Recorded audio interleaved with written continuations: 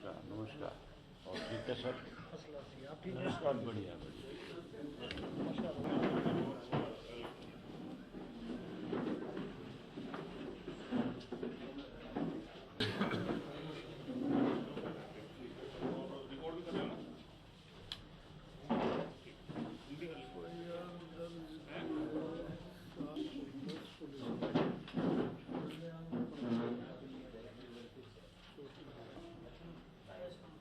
ये तो बैठे हैं, ये बड़ा बैठे।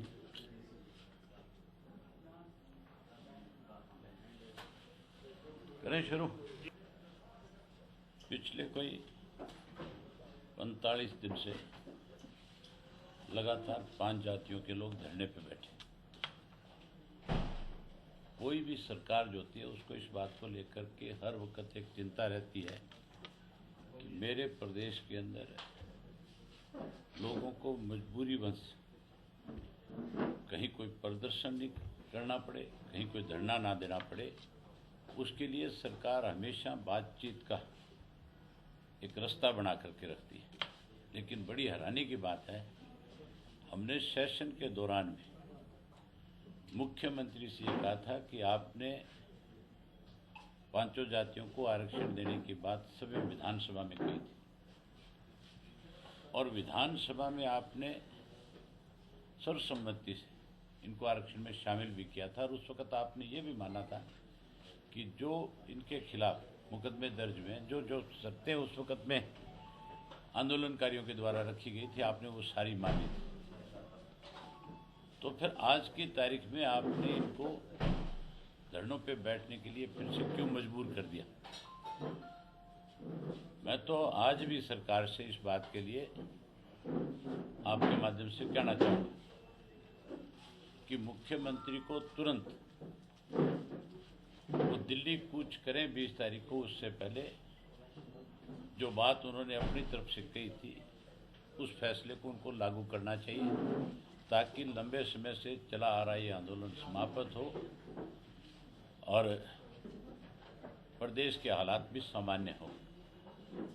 कहीं ना कहीं आज भी प्रदेश के मुख्यमंत्री की नीयत ऐसी है, वो नहीं चाहते कि प्रदेश के हालात सामान्य बने रहें या प्रदेश का भाईचारा आपस में कायम रहे।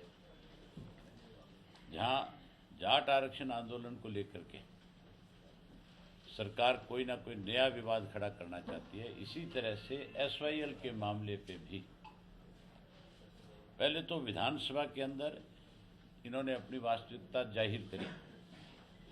भूपेंद्र सिंह हुड्डा ने तो विधानसभा में यहाँ तक भी कहा कि अगर Indian national Lokdal party SYL नहर खोद करके पानी ले आएगी तो फिर मान करके चलो 100% बाढ़ आ जाएगी।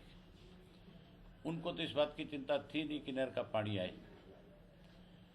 और उसके साथ साथ आज फिर मोहर लगा दी। जिस कैप्टन अमरिंदर सिंह ने अपने 42 MLA और खुद की मेंबर पार्लियामेंट की सीट से इस्तीफा दिया था, आज उनके शपथ समारोह में जाकर के कांग्रेस ने अपना फैसला फिर से लोगों के सामने बता दिया कि हम 100 के 100% इस पक्ष में है कि पंजाब का पानी पंजाब में रहे, हरियाणा में SYL का पानी ना आए। अगर इनमें थोड़ी सी गैरत होती, अगर ये प्रदेश के थोड़े से हितैषी होते तो फिर कैप्टन के इस समारोह में कभी भी शामिल नहीं होते। हरियाणा प्रदेश के हितों का अगर इनको ख्याल होता, हरियाणा की जनता का इनको ख्याल होता तो फिर ये वहाँ पे नहीं जाते।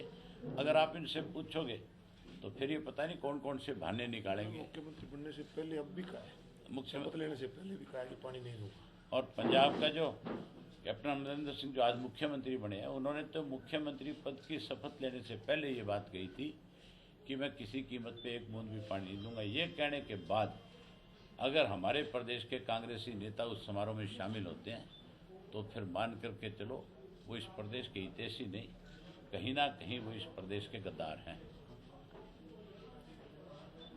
SYL पे जिस ढंग से हमारे प्रदेश के मुख्यमंत्री जी लगातार 4 महीने से प्रधानमंत्री से समय नहीं ले पाए, तो मंशा तो उनकी भी बिल्कुल साफ है। वो भी नहीं चाहते कि हरियाणा को पानी मिले, लेकिन सुप्रीम कोर्ट का जो फैसला है वो 100% लागू होगा।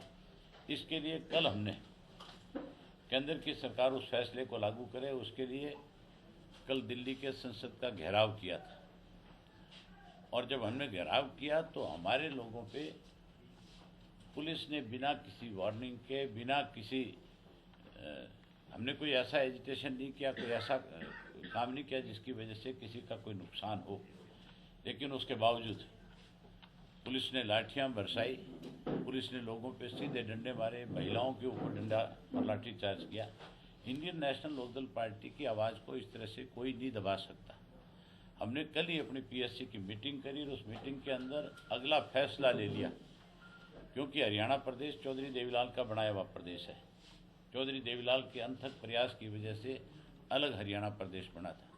अब हमने ये फैसला किया है कि चौधरी देवीलाल की पुण्यतिथि पे 6 अप्रैल से हम दिल्ली के जंतर मंतर पे तब तक धरने रखेंगे जब तक इस नहर की खुदाई का काम शुरू नहीं हो जाएगा, नहर का पानी नहीं आ जाएगा। इसके लिए हम हर रोज एक एक विधानसभा क्षेत्र की ड्यूटी लगाएंगे, जहाँ से हमारे पार्टी के कार्यकर्ता आकर के रोजाना न केवल धरना करेंगे बल्कि रोजाना एक अच्छा प्रदर्शन करके जो भी कोई सरकार की तरफ से वहाँ से निकलेगा उसको ये एहसास कराएंगे कि पानी की कीमत क्या है। कब की पुण्यतिथि सर? 6 अप्रैल से।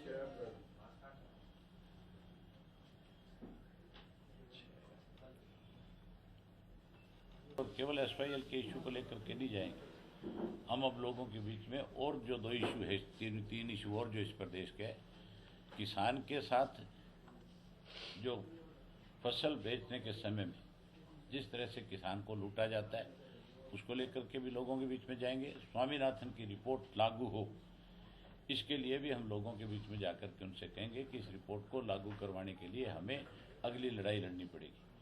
50 वर्ष हो गए, आज तक हरियाणा प्रदेश के पास अपनी राजधानी नहीं है। हरियाणा प्रदेश की अपनी राजधानी नहीं होगी तो प्रदेश फिर मान करके चलो कैसे और आगे बढ़ेगा। इसके लिए हम एसवाईएल के बाद अगला जो हमारा आंदोलन होगा वो चंडीगढ़ को लेकर के होगा। हम अपनी अलग राजधानी हो उसके लिए अगली लड़ाई लड़ेंगे। ये कहा है कि इनेलो तो सिर्फ पंजाब में जाकर हाथ लगा के वापस आ गई है। अब कैप्टन अमरिंदर ने शपथ लिया, वो उसका जरूर मान रखेंगे और इसको पानी को देंगे। कितना सही मानते हैं उनके सोच? मैं अभी देख रहा था भूपेंद्र सिंह हुड्डा जी का एक बयान, जाटों की बड़ी चिंता कर रहे थे, कह रहे थे सरकार को इन सब चीज़ों को तुरंत मान लेना चाहिए। हुड्डा जी से ये तो पूछे कि अगर आपको इतनी चिंता थी तो आपने अधूरा आरक्षण क्यों दिया? आपने ही उस वक़्त जब इनको आरक्षण में शामिल किया था तो दस्तावेज पूरे करने चाहिए थे। दूसरा, अगर इसको चिंता थी इस बात को लेकर के तो फिर धरनों में जाते, वहाँ जा कर के उनसे बातचीत करते, उनकी जो दिक्कत होती उनसे पूछ करके विधानसभा में उस इश्यू को कहीं ना कहीं उठाने का काम करते। विधानसभा में मुंह पे पट्टी बांध लेते हैं। जाटों के जहाँ धरने लगे हुए उनको कितनी दिक्कत आ रही है, उनके बीच में एक दिन भी नहीं गए। अगर उनके बीच में चले जाए तो ये कांग्रेस वाले कल कांग्रेस से निकाल करके बाहर का रास्ता दिखा दें। तो केवल आपके सामने बैठ करके राजनीति करते हैं। जो लड़ाई प्रदेश के लिए लड़नी चाहिए, अगर भूपेंद्र सिंह हुड्डा प्रदेश के हितैषी हैं तो फिर इस समारोह में जाना ही नहीं चाहिए था। जिस सरकार ने हमें ये कह दिया कि हम एक बूंद पानी नहीं देंगे, उसके समारोह में अगर कोई जाता है, सरकत करता है, तो फिर मान करके चलो कहीं ना कहीं उस प्रदेश का एक तरह से उसका गद्दार के रूप में काम कर रहे हैं। हम देखेंगे 28 तारीख से रेगुलर हियरिंग है, उसके बाद अगर सरकार को दोबारा सुप्रीम कोर्ट की तरफ से आदेश मिला और फिर कोई पंजाब की तरफ से कोई कड़ा बयान आया तो फिर हम उस तरह से भी अपना अगला फैसला लेंगे, ताकि रोज़ रोज़ ये जो गिब्बड़ भौंकियाँ दी जाती है, रोज़ रोज़ जो डराया जाता है, रोज़ रोज़ जो कहा जाता है कि हम एक बूंद पानी नहीं देंगे, एक बूंद पानी नहीं देंगे, तो फिर चंडीगढ़ जाने के लिए रास्ता तो हरियाणा से हो गया और किसी दूसरी जगह से। फिर कल को हमें भी इस बात के ऊपर सोचना पड़ेगा। जो वो नाराज है सीएम से, उसको लेकर आज मीटिंग भी चल रही है। मुख्यमंत्री नारा देता है हरियाणा एक, हरियाणवी एक, कहता है सबका साथ सबका विकास। जिस आदमी से अपने 46 विधायक नहीं संभाले जाएं, वो प्रदेश को कहाँ से संभाल पाएंगे? सारा दिन अपनी कुर्सी बचाने के लिए मुख्यमंत्री कहता है मेरा विकास की तरफ बहुत बड़ा ध्यान।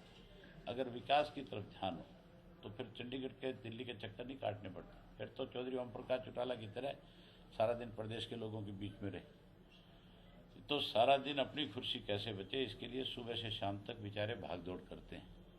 और मुझे लगता नहीं कि इस मुख्यमंत्री की कुर्सी बचेगी, चूड़ तो हिली हुई है। अब पता नहीं किस दिन गुटका निकले नीचे से ये धराशायी हो जाए। को जो प्रचंड बहुमत मिला है अदर्स अपना स्टेट में, इसका हरियाणा पे कुछ असर पड़ेगा?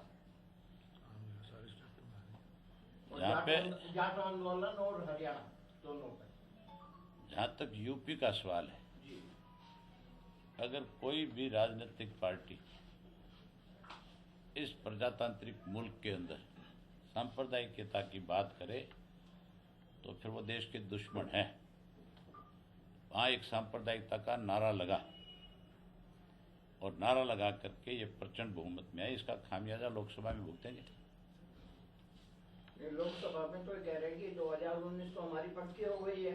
ये तो पता नहीं क्या क्या कहते हैं, क्या क्या सोच के रोज रात को सोते हैं। लोगों ने फैसला करना है, जनता बताएगी, जनता फैसला करेगी। गोवा और पंजाब में क्या हुआ? ये गोवा और पंजाब का देख लो, मणिपुर का देख लो, वहाँ क्या हुआ। लेकिन सरकार तो अपनी वहाँ बनाई ही है ना। तो ऐसी सरकार, आपको जब इस तरह की सरकार बनती है तो अगले चुनाव में उसके नतीजे फिर बहुत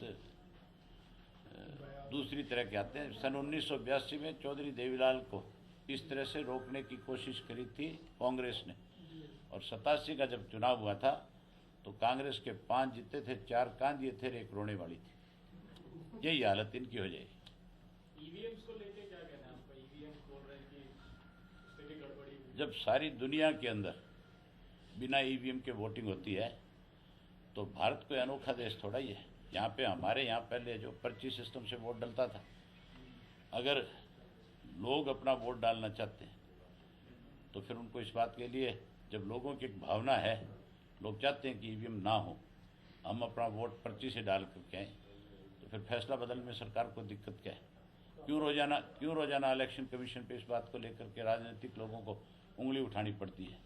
निष्पक्ष चुनाव कराना है, जाकर के जो ईवीएम का बटन दबा के वोट डाल के आता है उसको पर्ची से वोट डालते हुए कौन रोक देगा?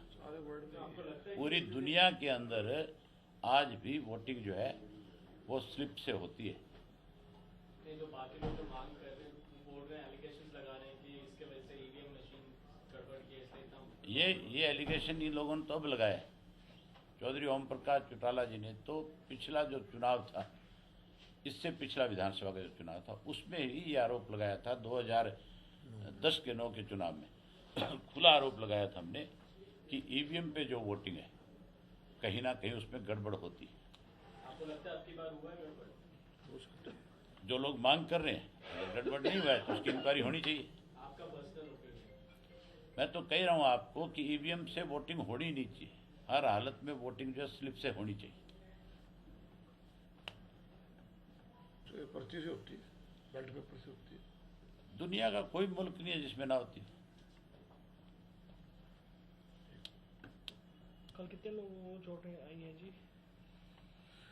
कोई 17-18 लोग हैं जिनके चोट आई थी। बहुत धन्यवाद आपका, थैंक यू। चलें।